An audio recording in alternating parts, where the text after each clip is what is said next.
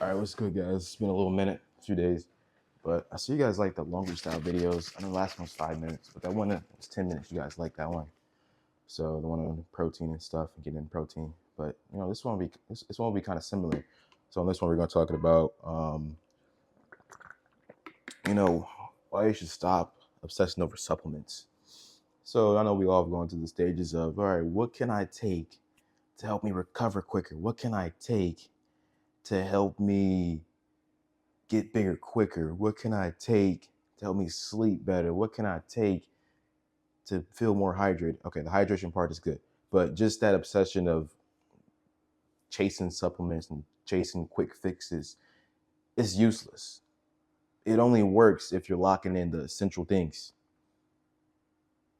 I always preach, if you were to ask me what supplement should I take, now I will give you the essentials, like the basics, the bare minimums, vitamin D, like all the essential vitamins. I don't want to get into all that. Electrolytes, protein, creatine. That's pretty much it. Those are base level. Now, to get to the higher tier of things like L-citrulline, L-theanine, other things that can help out with recovery and relaxation and sleep, you need to lock in the essentials. This obsession over supplements is due to, I think, because folks don't want, which I respect, you don't want to take steroids and stuff.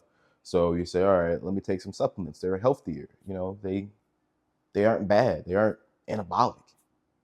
So you take supplements. But by doing that, you skip over the first step, which is the lifestyle. If you're not living that lifestyle of getting up, going to the gym, eating your protein, getting your macros, sleeping, if you're not doing those things, then the supplements won't really do anything. I mean, they may get you it may take you a little bit, but they won't get you over that hump. And the gym, from what I realized, is about inches. You want to get as many inches as you can. Pause. I got to say pause because, folks will comment down. He's kind of, pause. So, you got to take as many little steps as you can to get over that hump, because every little step means a lot. Like sleeping every night. Those are big steps. Those are very, very big steps. Maintaining your output during the workout, very big steps. Looking at the volume you're doing per week in your recovery, big steps.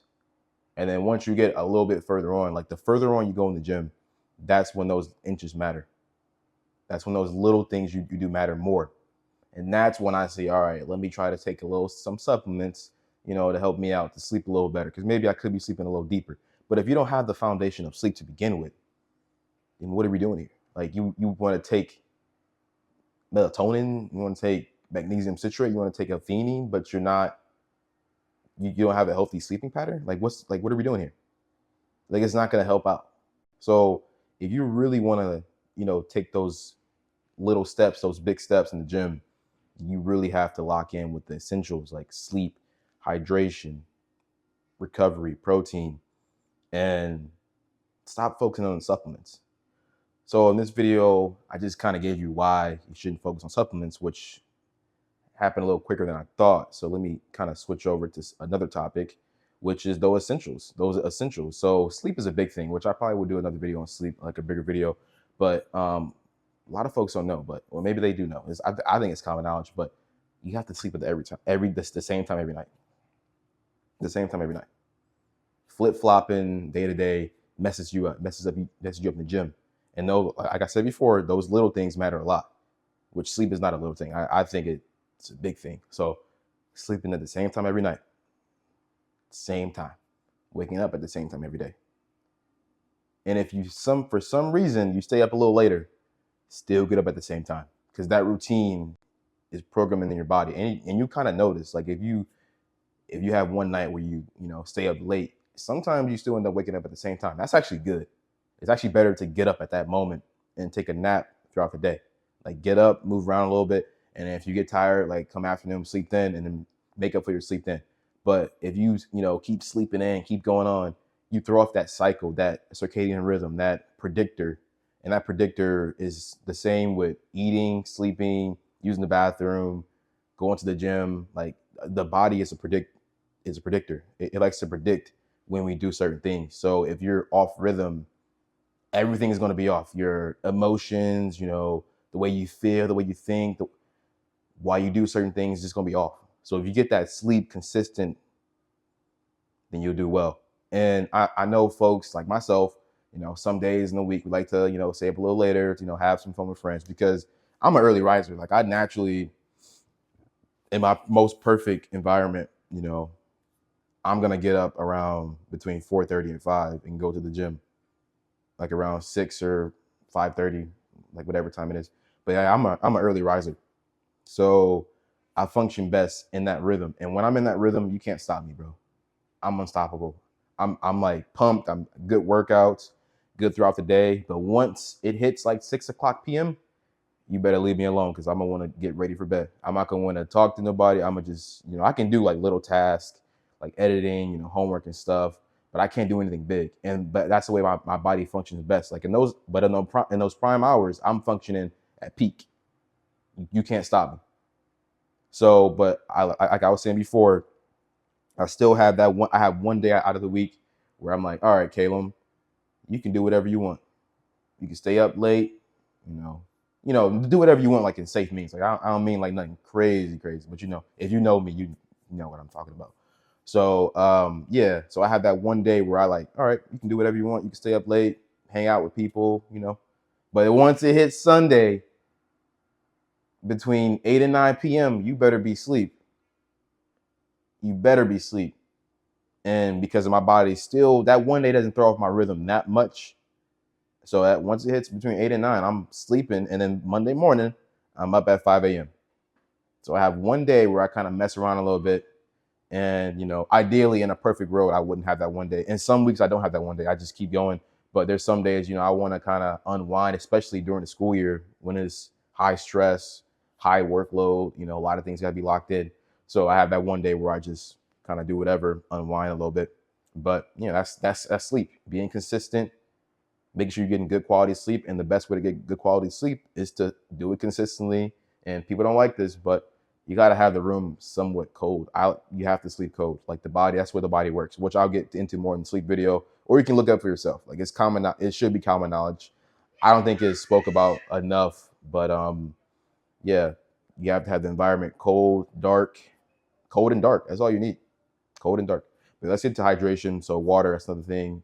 Electrolytes, like I don't understand why folks don't take electrolytes throughout the workout. If you ever see me lifting, you're gonna see me throw some in my cup. I'm gonna put a scoop of something in my cup throughout the workout, especially during legs. Legs, they take the most out of me, and I'm most likely to get a cramp from doing legs. So my body's reaching out. All right, you're sweating a lot. You're moving a lot. You need some salt. So throw in that electrolytes in there, throw in those vitamins, and that's the prime time you need it, is during the workout and pre and post workout, and during the workout too. Like that little gap of time is when I consume the most electrolytes. So electrolytes, I think it's self-explanatory, but if you have more questions on that, I can do a video on that too. And then I know there was sleep, hydration.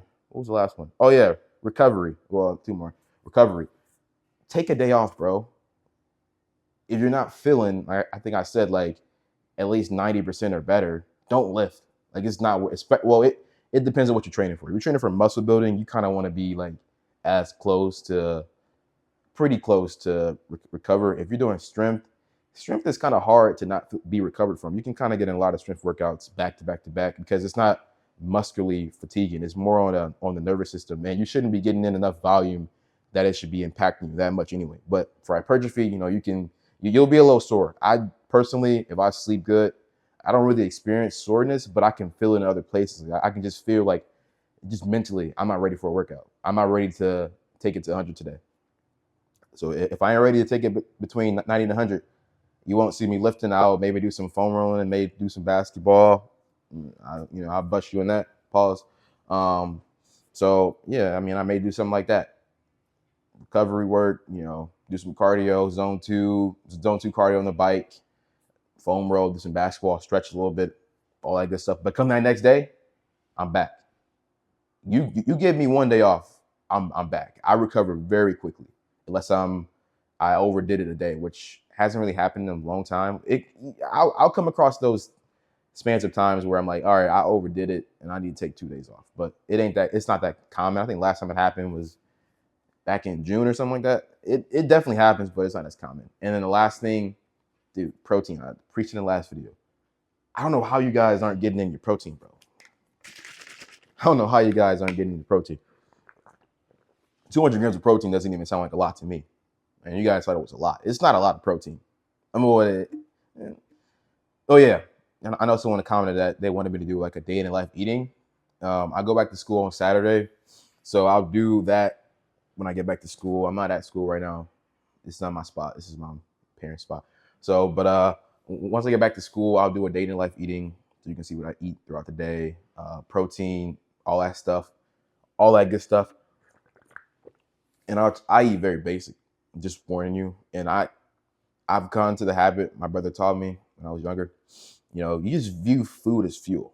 I have days, like I said, Saturday, on those special days where I'm kind of relaxing and like kicking it a little bit, I don't really care. But I view food as fuel throughout the week. Like I'm not craving the next best meal, really, which is, if you are, there's nothing wrong with that. But just make sure you're getting your protein. Like if you're getting your protein, it's a good meal. I'm happy. You're happy. Your body's happy. You recovered. All that good stuff. But yeah, guys, I think I'm gonna wrap it up there. I will be working on getting my links back up. But if you guys have any questions about fitness, leave a comment below. And either I'll do a whole video on it, or if it's short enough, I'll just do a quick comment. So I'll see you guys in the next one. Peace.